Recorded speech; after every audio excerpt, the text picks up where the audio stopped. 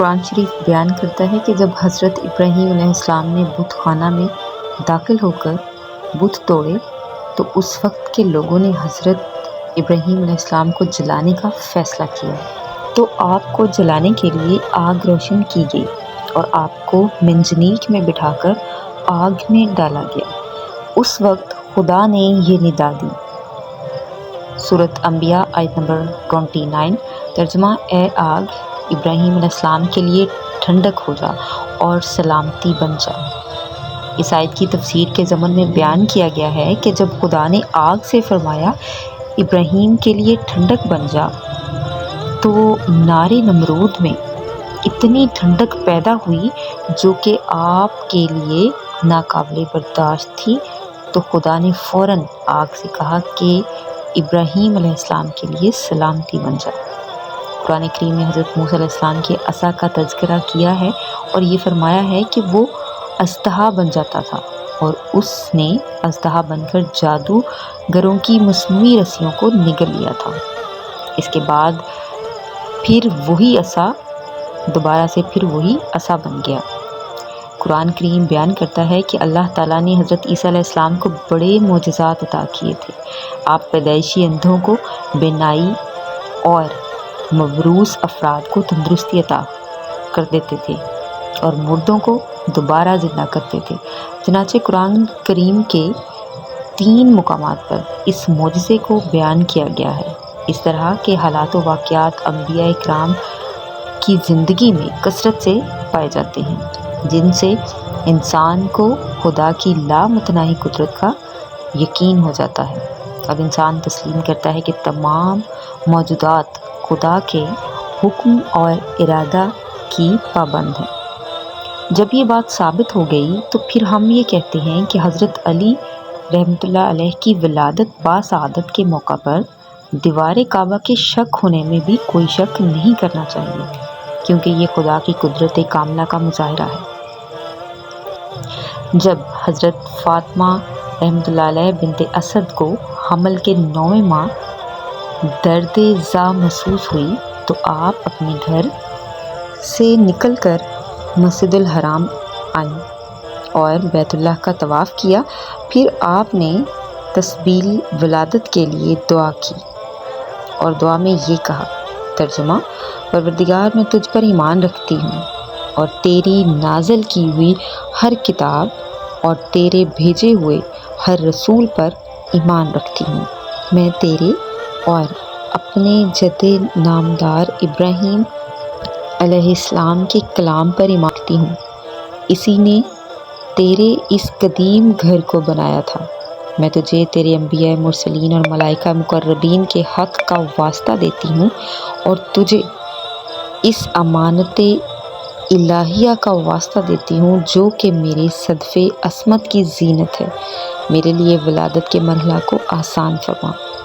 سیدہ کی دعا ختم ہوئی اور روب اسد اللہ سے دیوار کعبہ کا کلیجہ پھٹ گیا۔ دیوار کعبہ اس مقام سے شک ہوئی جسے مستجار کہا جاتا ہے۔ اس کے بعد بی بی کعبہ میں داخل ہوئیں۔ پھٹی ہوئی دیوار دوبارہ مل گئی اور سیدہ نے وہاں حضرت علی رحمۃ اللہ علیہ کو جنم دیا۔ ہم سب اس بات سے آگاہ ہیں کہ کعبہ کا دروازہ موجود تھا جہاں سے انسان کعبہ میں داخل ہو سکتا تھا، لیکن قدرت نے دروازہ نہ کھلوایا۔ اس کے بجائے دیوار کعبہ شک ہوئی تاکہ حضرت علی رضی اللہ تعالیٰ عنہ کی آمد کی واضح نشانی دکھائی جائے اور کل کلاں کوئی یہ نہ کہے کہ فاطمہ بنت اسد مصروف طواف تھیں۔ جب وقت ولادت قریب آیا تو آپ دروازہ کھول کر اندر چلی گئیں۔ اس معجزہ کا عجیب پہلو یہ ہے کہ خانہ کعبہ کی کئی بار تعمیر نو ہوئی، لیکن وہ نشان دیوار کعبہ پر آج بھی موجود ہے۔ حکومت نے اس شگاف کو چاندی اور شیشہ سے بھرا ہے، مگر اس نشان کو آج بھی دیکھا جا سکتا ہے۔ بہت سے حجام کرام اس دیوار کا بوسہ لیتے ہیں اور اس سے اپنے سینوں کو مس کرتے ہیں اور وہاں کھڑے ہو کر خدا سے دعا مانگتے ہیں۔ شیخ توسی امالی میں لکھتے ہیں کہ حضرت امام جعفر صادق رضی اللہ تعالیٰ عنہ نے فرمایا کہ اس وقت عباس بن عبد المطلب اور یزید بن کعب بیٹھے ہوئے تھے اور بنی ہاشم اور بنی عبد العزا بیت اللہ کے سامنے بیٹھے ہوئے تھے۔ اتنے میں فاطمہ بنت اسد بن ہاشم وہاں آئیں۔ اس وقت انہیں حمل کے 9 ماہ پورے ہو چکے تھے۔ بی بی بیت اللہ کے سامنے کھڑی ہوئیں، انہیں درد زاہ لاحق تھا۔ انہوں نے آسمان کی طرف دیکھ کر دعا کی۔ الغرض بی بی کعبہ کے اندر چلی گئیں۔ پھٹی ہوئی دیوار دوبارہ مل گئی جبکہ دروازہ بند تھا۔ حضرت ابو طالب کو اس واقعے کی اطلاع ملی۔ وہ اپنے ساتھ اپنے خاندان کے افراد کو بھی لے کر آئی اور کوشش کی کہ کسی طرح سے کعبہ کا دروازہ کھل جائے اور خواتین کو بی بی کی مدد کے لیے بھیجا جائے، لیکن دروازہ نہ کھل سکا۔ اس سے انہیں یقین ہو گیا کہ یہ معاملہ خدا کی طرف سے ہے۔ بی بی نے اندرونی حالات یوں بیان کیے کہ جب میں کعبہ میں داخل ہوئی تو میں کچھ دیر اندر سرخ مرمر پر بیٹھی۔ اتنے میں میرا فرزند علی پیدا ہوا۔ مجھے اس کی ولادت سے کسی درد اور تکلیف کا احساس نہ ہوا۔ الغرض امیر المومنین کی والدہ ماجدہ 3 دن تک کعبہ میں رہیں۔ یہ خبر پورے مکہ میں پھیل گئی اور تمام لوگ اس واقعے کے متعلق گفتگو کرنے لگے۔ لوگ مسجد الحرام میں جمع ہوئے تاکہ اس حادثہ کی نوعیت معلوم کریں۔ جب تیسرا دن ہوا تو حضرت فاطمہ بنت اسد اسی مقام سے باہر آئیں اور جہاں سے وہ داخل ہوئی تھیں، اور آپ نے اپنے ہاتھوں پر چاند سے بھی زیادہ حسین بچے کو اٹھایا ہوا تھا۔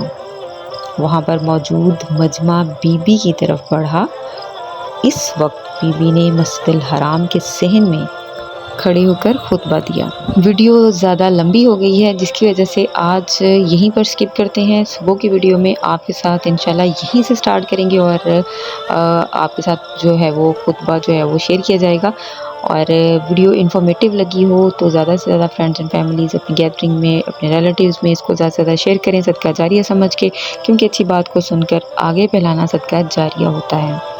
اور لاسٹ میں دعا کرتی ہوں کہ گوشے سرکار کے صدقے میں ہم سب گناہ گاروں کے مردہ دلوں پر ابر رحمت کے چھینٹے پڑتے رہیں اور سرکار ہمیں اپنی نظر میں رکھیں۔ بس سرکار کے کرم سے ہمارے دل جو ہیں وہ اللہ کے نام سے اسی طرح سے دھڑکتے رہیں۔